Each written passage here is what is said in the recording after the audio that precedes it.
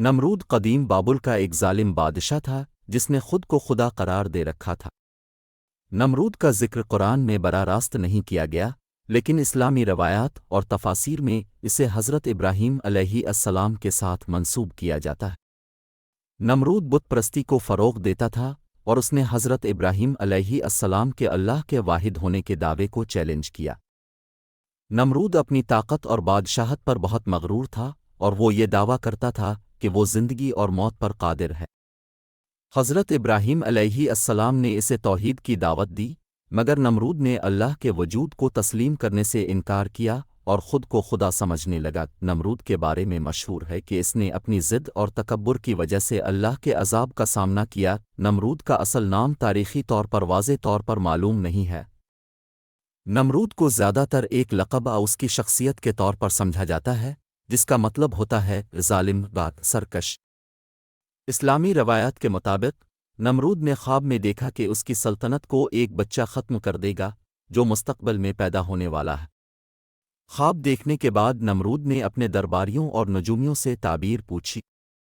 ان لوگوں نے نمرود کو بتایا کہ اس کی سلطنت کے زوال کا باعث ایک ایسا بچہ بنے گا جو اس سال پیدا ہوگا اور وہ بتوں کی پرستش نہیں کرے گا بلکہ ایک واحد خدا کی عبادت کرے گا۔ نمرود کو اپنی حکومت اور طاقت کی فکر لاحق ہوئی اور اس نے حکم دیا کہ اس سال پیدا ہونے والے تمام بچے قتل کر دیے جائیں تاکہ اس بچہ کو مارا جا سکے جو اس کے تخت کو خطرہ بن سکتا تھا۔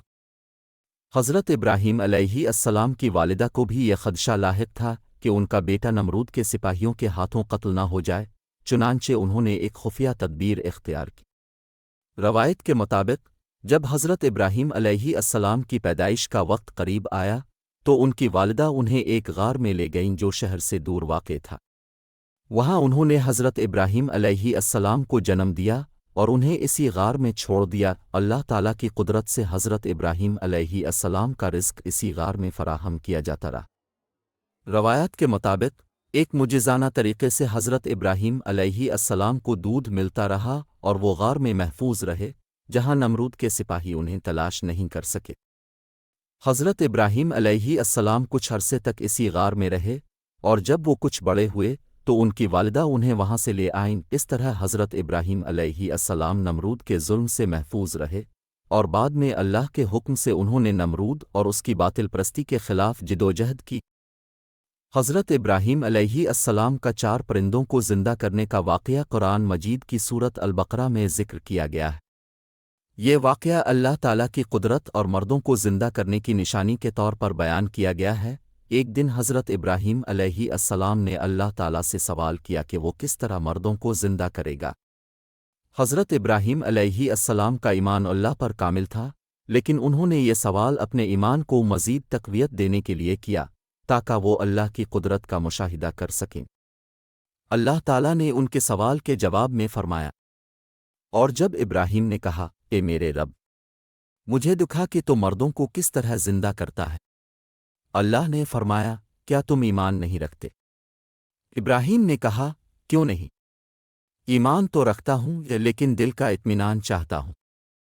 فرمایا، تو 4 پرندے پکڑ لو اور انہیں اپنے ساتھ مانوس کر لو، پھر ان کا ایک ایک حصہ ہر پہاڑ پر رکھ دو، پھر انہیں بلاؤ، وہ تمہارے پاس دوڑتے ہوئے آئیں گے، اور جان لو کہ اللہ زبردست حکمت والا ہے۔ سورت البقرہ 260۔ اللہ تعالیٰ نے حضرت ابراہیم علیہ السلام کو حکم دیا کہ وہ 4 پرندے لیں اور ان کو اپنے ساتھ مانوس کریں، یعنی ان سے اچھی طرح واقف ہو جائیں۔ پھر اللہ نے حکم دیا کہ ان پرندوں کو ذبح کر کے ان کے ٹکڑے کر دیں اور ان ٹکڑوں کو مختلف پہاڑوں کی چوٹیوں پر رکھ دیں۔ اس کے بعد حضرت ابراہیم علیہ السلام کو حکم دیا گیا کہ وہ ان پرندوں کو بلائیں۔ حضرت ابراہیم علیہ السلام نے اللہ کے حکم کے مطابق ان پرندوں کو بلایا تو اللہ کی قدرت سے وہ پرندے زندہ ہو کر حضرت ابراہیم علیہ السلام کے پاس واپس آ گئے۔ یہ اللہ تعالیٰ کی طرف سے ایک عظیم نشان تھا جو حضرت ابراہیم علیہ السلام کو مردوں کے دوبارہ زندہ ہونے کی قدرت کا یقین دلانے کے لیے دکھایا گیا۔ یہ واقعہ اللہ کی قدرت اور معجزات پر ایک بڑی نشانی ہے اور اس سے یہ ثابت ہوتا ہے کہ اللہ تعالیٰ ہر چیز پر قادر ہے، حتیٰ کہ مردوں کو دوبارہ زندہ کرنا بھی اس کے لیے ممکن ہے۔ نمرود کی موت کے بارے میں اسلامی روایات میں ایک مشہور واقعہ بیان کیا جاتا ہے۔ کہا جاتا ہے کہ نمرود نے اللہ کے پیغمبر حضرت ابراہیم علیہ السلام کے ساتھ شدید ضد اور تکبر کا مظاہرہ کیا اور خود کو خدا سمجھنے لگا۔ حضرت ابراہیم علیہ السلام کے معجزات کے باوجود وہ حق کو تسلیم کرنے سے انکاری رہا۔ اللہ تعالیٰ نے نمرود کے تکبر اور ضد کی سزا کے طور پر اسے ایک نہایت عبرتناک موت دی۔ روایت کے مطابق اللہ نے نمرود پر ایک انتہائی معمولی اور کمزور مخلوق کا حملہ کروایا، ایک مچھر نمرود کی ناک کے اندر گھس گیا اور اس کے دماغ میں داخل ہو گیا۔ نمرود کو شدید سر درد ہونے لگا اور وہ اس تکلیف سے نجات پانے کے لیے مختلف طریقے آزمانے لگا، حتیٰ کہ اس کا سر مسلسل پیٹنے پر بھی وہ درد کم نہ ہوتا۔ کہا جاتا ہے کہ نمرود اس قدر اذیت میں مبتلا ہو گیا کہ وہ دوسروں کو کہتا کہ اس کا سر ماری تاکہ اسے کچھ آرام ملے، لیکن کچھ بھی کارگر ثابت نہ ہوا۔ بالآخر اس مچھر کی مسلسل اذیت سے نمرود کی موت واقع ہو گئی۔ یہ موت ایک بڑی عبرت کی علامت بنی کہ ایک عظیم بادشاہ جس نے خود کو خدا سمجھا، اللہ کی قدرت سے ایک چھوٹی سی مخلوق کے ذریعے ہلاک ہوا۔ میرے پیارے ساتھیو، اگر آپ کو یہ ویڈیو پسند آئی ہو تو ہمارے چینل کو لائک اور شیئر ضرور کیجیے گا۔ شکریہ۔